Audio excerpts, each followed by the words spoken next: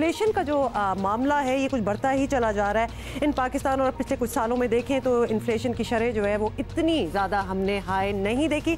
आपको बताना ये चाहते हैं कि पेट्रोल, बिजली गिनते जाएं आप ज़रा, पेट्रोल, बिजली, गैस, दवाएं, सोना, खाने पीने की अशिया, सब की कीमतें ऊपर ही ऊपर जा रही हैं और महंगाई ने अवाम की कमर तोड़ कर रख दी है। नेपरा ने बिजली फी यूनिट कीमत में 81 पैसे इजाफे की मंजूरी दे दी है, जिससे सार्फिन पर 5 अरब 20 करोड़ रुपए का इजाफी बोझ बढ़ेगा। जबकि गुज़िश्ता चंद माह के दौरान गैस की कीमतें एक से ज़ायद बार बढ़ चुकी हैं। बाजार में दवाओं की कीमतें भी आसमान से बातें कर रही हैं और डॉलर का क्या पूछेंगे, डॉलर और सोने की बढ़ती कीमतें हर चीज़ पर असर डाल रही हैं और आम आदमी का जीना जो है वो दो भर तो हो ही गया। जरा उन्हीं की आवाज़ सुन लें।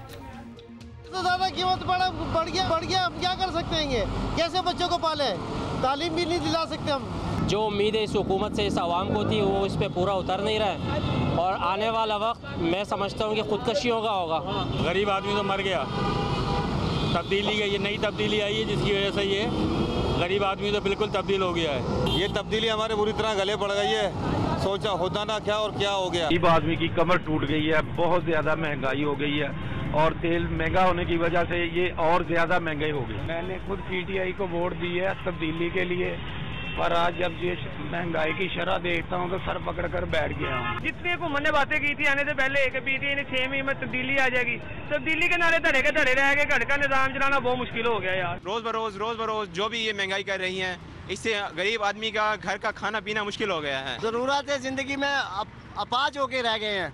इतनी महंगाई का असर हर बंदे पे पड़ा है, आप सोच नहीं सकते। सब्जी है ना, वो तोरी लेने जाओ वो भी 120 रुपए किलो है। उसमें क्या इंसान घी, नमक, मिर्च हर चीज बंदा डालता है। तो क्या एक सालन पका लो, वो 3-3 दिन हम यकीन करो इतनी मुश्किल से वो करते हैं पूरा। सुनने को मिलता है कि जी 12 रुपए इजाफा कर रहे हैं, लेकिन फिर उसके बाद वज़ीर पेट्रोलियम या वज़ीर ख़जाना ये कहते हैं कि जी 12 रुपये हमने तजवीज़ किया था, लेकिन आवाम को खुश होना चाहिए कि 6 रुपये हमने ज़्यादा किया। एक बंदा अगर 20,000 रुपया तनख्वाह लेता है तो उसमें कितना वो चलाएगा? गैस भी महंगा, बिजली भी महंगी।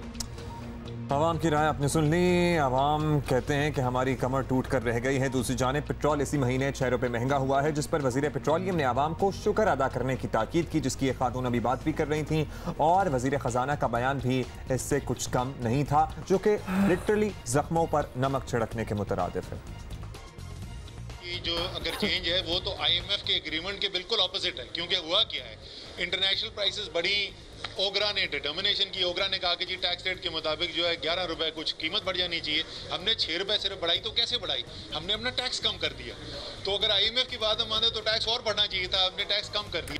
और वज़ीर ख़जाना से और कोई काम हुआ हो या ना हुआ हो, इतना ज़रूर है कि उन्होंने कौम से झूठ नहीं बोला। असद उमर ने वाकई जो कहा था वो कर दिखाया। महंगाई से आवाम की चीखें निकल रही हैं। रमज़ान का महीना सर पर है, बाद ईद के खर्चे आम पाकिस्तानी ये बोझ कैसे उठाएगा? ये बहुत बड़ा और बहुत अहम सवाल। और ये वो महंगाई हुई है इस मरतबा के गरीब आदमी क्या, मिडिल क्लास तबका, अपर मिडिल क्लास तबका और अमीर तबका, तमाम तबकात इस महंगाई से मुतासर हो रहे हैं। क्योंकि अगर अमीर तबका कुछ इम्पोर्टेड आइटम्स इस्तेमाल करता था तो उनकी कीमतों में कई गुना इजाफा हो गया है। फॉर इंस्टेंस अगर एक शहद की बोतल आपको 1600 रुपए में मिलती थी तो अब वो 2300-2500 रुपए तक की मिल रही है और ये कहीं ना कहीं हर एक की जेब पर असर डालती है।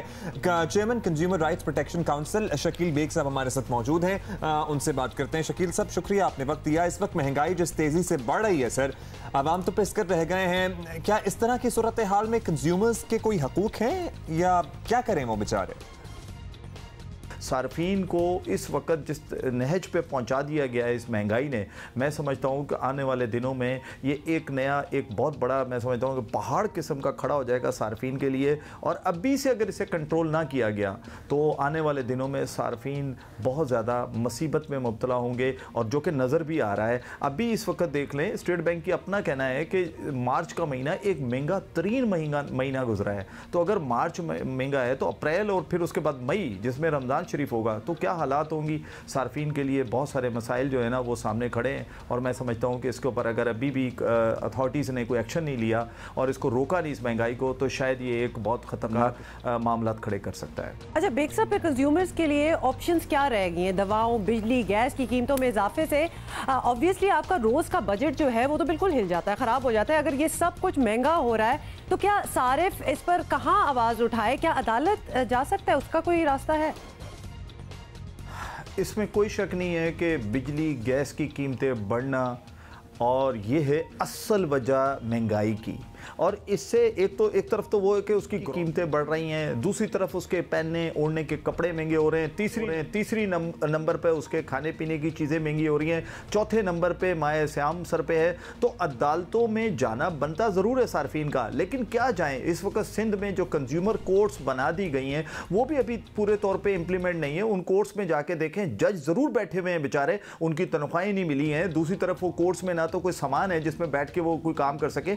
तो मेरा ऐसा ख्याल है कि अगर सारे बेचारा अदालत में भी दरवाजा खटखटाए तो क्या किसके लिए होती है? इंतजामिया किसके लिए होती है? बहुत शुक्रिया आपका शकील बेग साहब, हमारे साथ मौजूद थे। गवर्नमेंट किसके लिए होती है, इंतजामिया किसके लिए होती है? अगर हुकूमती सतह पर ही ये ऐलानात किए जा रहे हों और ये कहा जा रहा हो कि 12 रुपये पेट्रोल बढ़ाना था, शुक्र करें कि 6 रुपये बढ़ा दिया है और आवाम की चीखें निकलवाने की कोशिश की जा रही हो और आवाम की चीखें निकल भी रही हैं। फिर ये भी देख लें क्या करेंगे हम लोग।